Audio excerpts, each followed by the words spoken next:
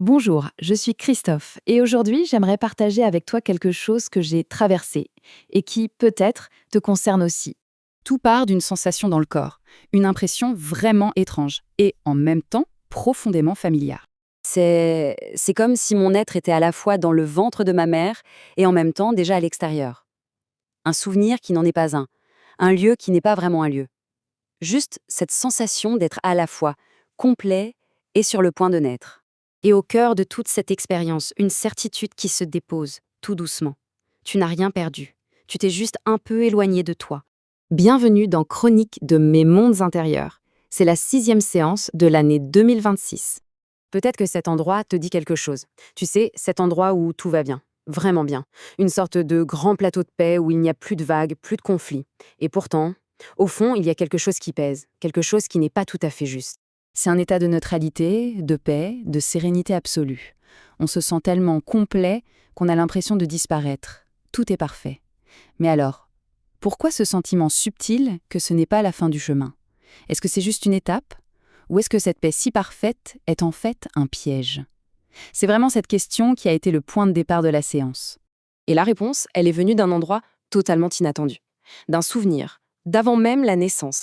Le souvenir d'un état où tout baigne dans l'information, dans l'énergie pure. Un sentiment de complétude absolue, avant même d'avoir un nom, avant même d'être connu de ses parents. C'est une reconnaissance bien avant la connaissance. Un état où on est parfaitement soi, simplement porté. Dans cet espace originel, même s'il pouvait y avoir le chaos à l'extérieur, rien ne passait. Un voile de bienveillance couvrait absolument tout. Une protection totale, une harmonie parfaite. C'est ça, en fait, ce plateau de paix qu'on peut retrouver parfois. C'est un écho de ce premier refuge. Sauf que ce qui était un refuge est destiné à devenir autre chose. Un jour, cette perfection devient une prison. Avant ce point de bascule, il y a ce sentiment de complétude, de paix, d'harmonie. On est porté par un état d'être qui semble parfait. Et puis, sans crier gare, ça devient inconfortable.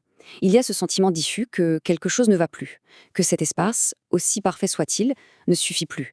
Et c'est là le moment de bascule. Cet espace qui était notre tout, en se rétrécissant, devient mortifère. Il devient une menace pour la vie elle-même et il nous pousse à sortir. Ce n'est pas un échec, hein. Ce n'est pas le signe qu'on n'est jamais satisfait. C'est la vie qui appelle à naître une fois de plus. Comprendre ça, ça change absolument tout. Ce n'est pas la fin du paradis, c'est une mise au monde. C'est comme un réapprentissage, pour naître à nouveau. Une nouvelle chance de venir au monde, mais cette fois-ci en pleine conscience. Parce que le but, en fait, ça n'a jamais été de rester enfermé dans cette paix originelle. Le but, c'est de la ramener avec nous ici dans la vie. Alors, la question que je te pose, c'est quelle est cette paix, cette complétude que tu as peut-être laissée derrière toi en croyant qu'il fallait chercher autre chose, toujours plus loin, toujours plus haut.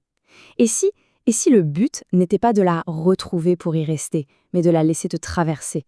L'image qui est venue est très claire. Être comme la lumière qui traverse un vase rempli d'eau et qui poursuit son chemin. La lumière, elle ne s'arrête pas dans le vase. Elle le traverse, elle en révèle la pureté et elle continue sa route. Notre rôle, ce n'est pas de retenir cette paix, c'est de devenir transparente à elle. Du coup, le but n'est plus de retourner dans le refuge. C'est d'amener ce refuge, cet état de complétude et de paix, dans la lumière de sa propre vie. De ne plus le séparer du monde, mais d'éclairer le monde avec lui.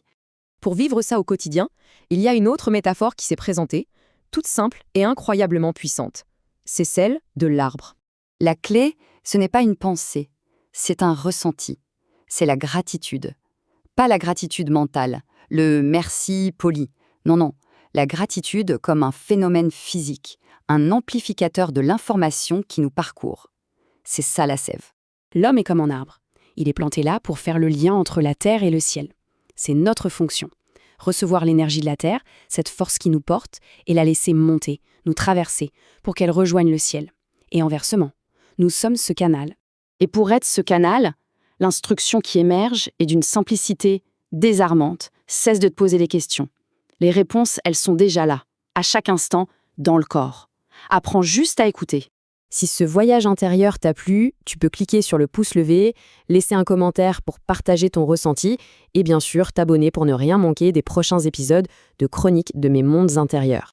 Et si tu as été touché par ce que tu as entendu, alors partage-le autour de toi.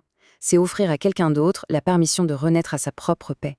Et souviens-toi, toujours, tu n'as rien perdu, tu t'es juste un peu éloigné de toi. Et si tu sens en toi cet appel, ce besoin d'un retour à toi-même, alors je t'invite à me contacter directement, le lien est juste là dans la description. Un simple message suffit, et je réponds à chacun personnellement. Ensemble, on pourra peut-être explorer ces mondes intérieurs, non pas pour fuir la réalité, mais au contraire pour en vivre une plus vaste, plus vraie, plus tienne.